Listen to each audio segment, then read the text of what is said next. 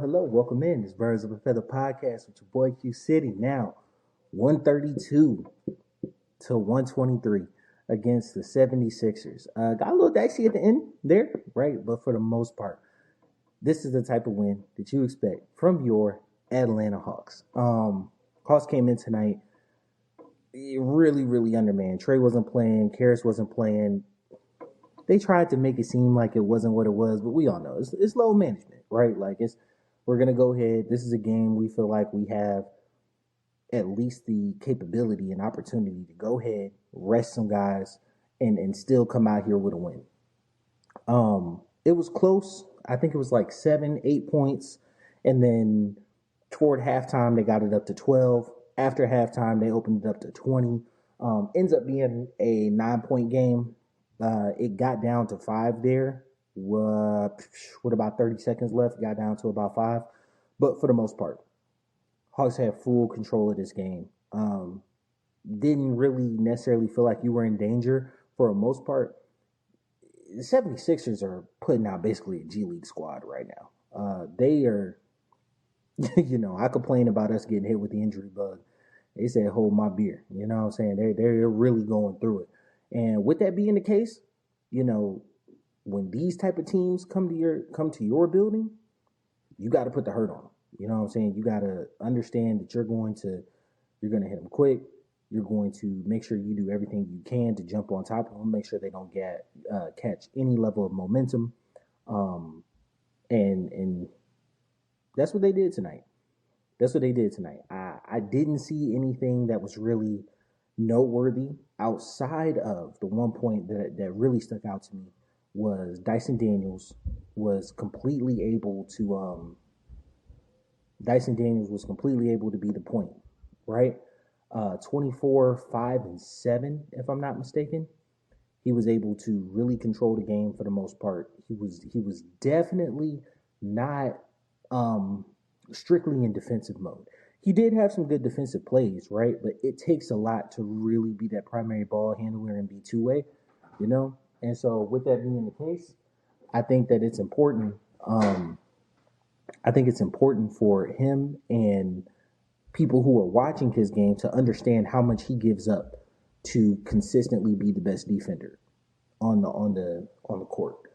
The other person, Z-Rich, right? 22 points, if I'm not mistaken, 6 or 7 rebounds. I think he had 1 assist the last time I checked. He might have ended the game with 2. Had a breakaway dunk late. But I think the person that has been hurt the most by Karras and Niang coming to the team is Reach, right? Like, he hasn't been able to really expand his offensive game later on into the year. Now, when the trades was made, if y'all been following for any point in time, you heard me say these guys are rentals. You know what I'm saying? Karras, he's been in the league for a minute.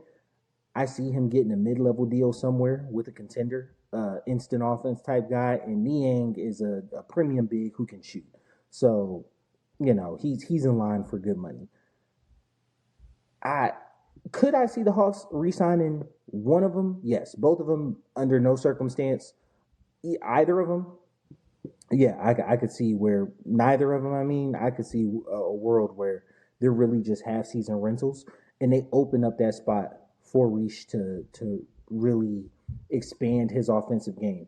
Jalen coming back too, right? So, we got people like Veet on the team. Garrison Matthews is completely falling out of the rotation, but that's to be expected. He wasn't supposed to be playing the minutes that he was playing. Cason Wallace was back up, from the G League with Trey being out, but you don't expect him to have heavy minutes. You expect Kobe to stay healthy, one, and really take the lion's share of those minutes, the backup point minutes. So it's like these guys are good. It's fun having them be Hawks. They may help us for this play-in push.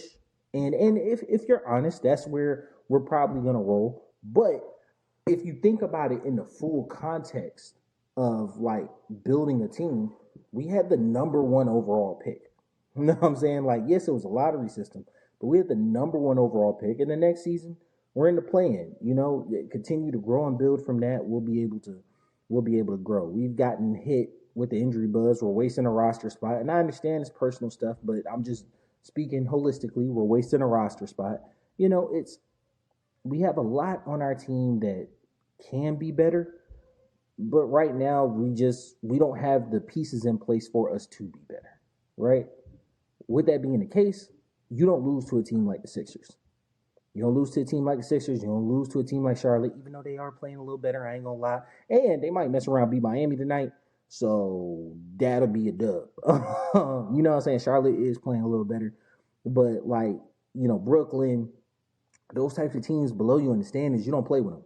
You know what I'm saying? Miami's always going to kind of be a tough out for us just because, like, they're a tough, gritty team, matchups. All right, cool. You know what I'm saying?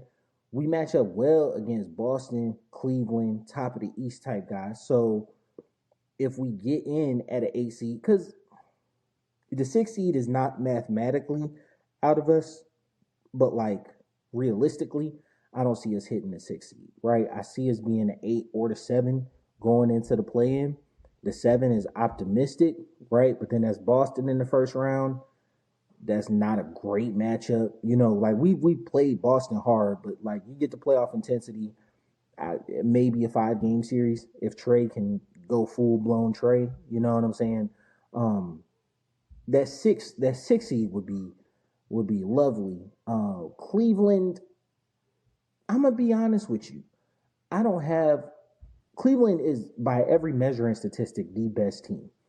I don't have a bunch of faith in Cleveland as a team. You know what I'm saying? Like they don't seem to me to be a team that I'm just afraid of seeing in the playoffs. And maybe that's just a fact of like haven't seen them tape a deep, long, sustained playoff run. Last year they were second round. You know what I'm saying? Milwaukee ain't no slouch. Not super fond of seeing them in round one, right? And I think they're 3. So it's not like ain't nothing sweet at the top of the bracket. You know what I'm saying? Ain't nothing sweet at the top of the bracket. But I do think Cleveland is probably our best matchup, and that sucks to say as the 1 seed, but I could see us getting 2 games off Cleveland just because styles of play.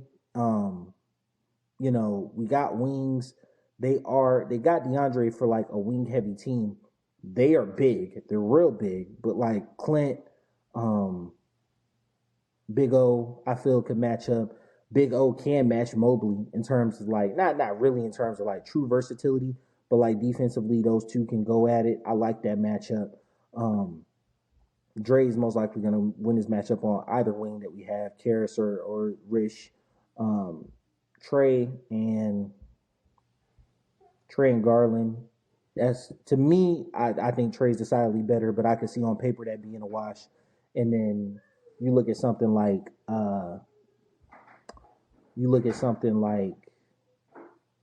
Dyson at the 2 versus Mitchell. Mitchell's going to get his, right? He's going to completely go off, but Dyson is defensive stopper. So like I like that matchup just a little bit better than anything I'm seeing from playing Boston or playing Milwaukee. But overall, I think we're on the point where we're making that push, right? We're gonna go toward the play-in.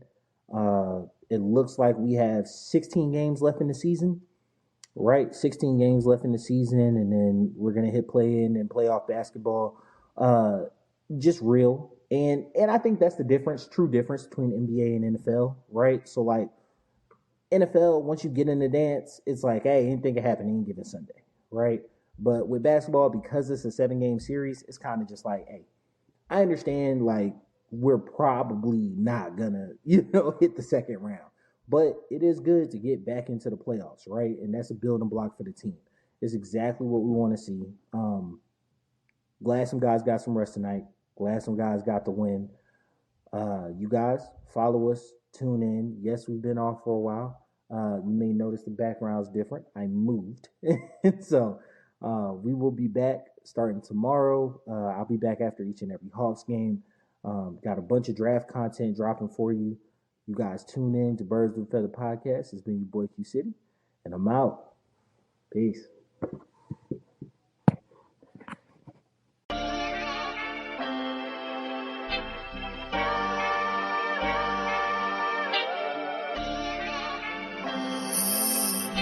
So